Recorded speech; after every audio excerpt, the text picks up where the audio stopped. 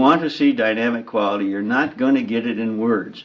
Words are an intellectual static pattern, and they can't do it. If you want to see dynamic quality, if you're a poet and you want the dynamic quality of the bamboos, they would say, go out all night and sit among the bamboos until you are one, and then write who you are, and you will have dynamic quality as applies to that particular poetic exercise.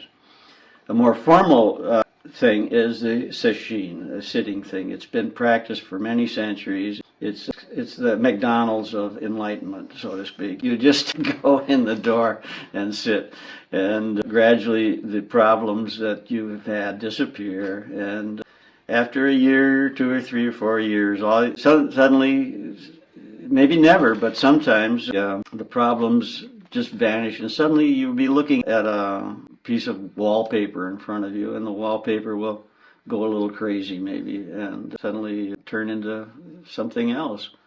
And all of a sudden, the description of what happens is mind and body thrown away. Whatever you thought you were, whatever you thought there was, it's gone. And to your surprise, it hasn't gone at the same time. So now you've got that which was gone and what that which is. And it is a different world, but it isn't a different world. I compared it in one thing to a sock, that you're a bug, inside the smelly sock, and that's your life. And then suddenly something pulls the sock inside out, and actually your relationship to the sock is exactly the way it was before, except suddenly everything is beautiful and clear and open and free. Again, anything I tell you about dynamic quality will not be true.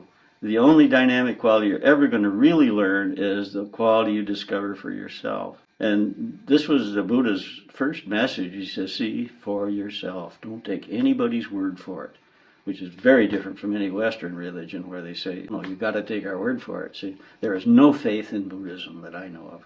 No faith in anything whatsoever except your own ability to learn.